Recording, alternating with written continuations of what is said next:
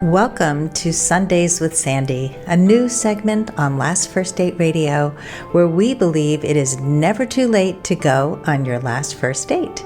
I'm your host, Sandy Weiner. I'm a dating and relationship coach, a communications and boundaries expert, and I want you to go on your last first date. Are you a cool girl? Do you pretend that you don't care when you really do?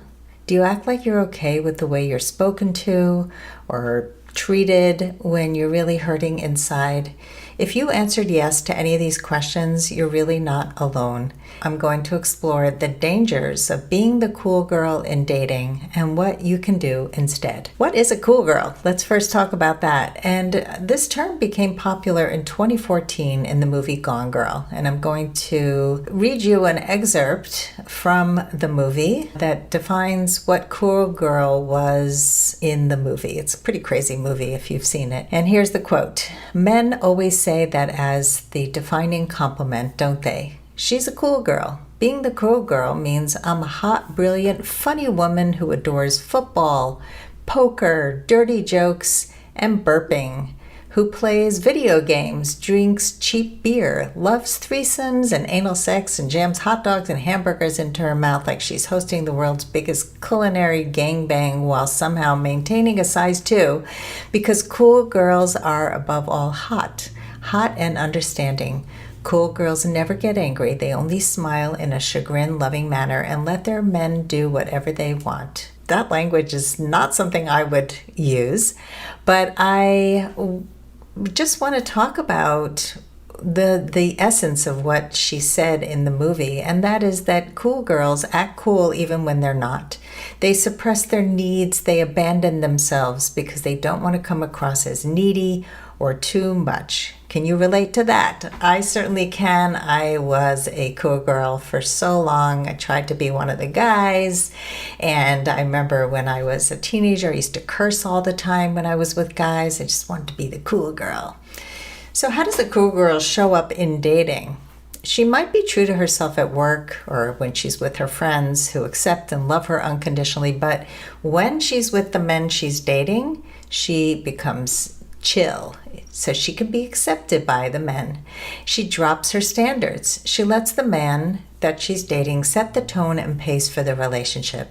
She goes with the flow, even when she's unhappy or uncomfortable. She is notorious for getting into situationships, where there's no commitment because she doesn't ask for what she wants.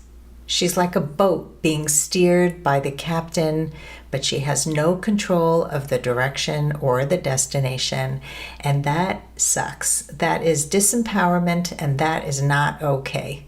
So let's talk about how to end being the cool girl. Here are 4 steps. Number 1, know your worth. It may seem obvious, but we really need to own who we are, own our worth, and not let anybody else determine what that is. No man, no other person has the agency over our worth. Number 2, define your standards. So if you know your worth, you know your value, define standards to protect those values.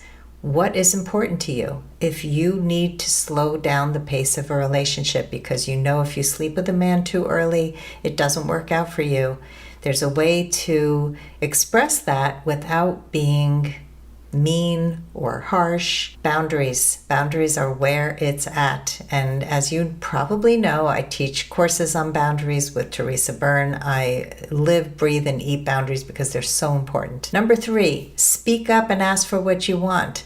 If you have defined your worth, if you have defined your standards, now you get to ask for what you want because you know for sure what it is that you need and want in a relationship. It is vulnerable to speak up. It is scary to speak up. The words may not come out right in the beginning, but we have to practice doing this if we want to not be the cool girl who accepts things that are not okay.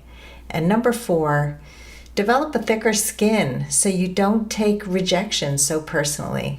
If you have spoken up and it's not what they want, we have to be able to take that. We have to be able to take that rejection and just say, that's good information. That's redirection. I I'm going to leave you with a question. Have you ever acted cool in dating or a relationship when you were feeling anything but? If you are ready to get unstuck, gain new tools, become more empowered, and finally find your last first date, I'd love to talk to you. Fill out an application to be considered for a complimentary half-hour love breakthrough session at lastfirstdate.com/application.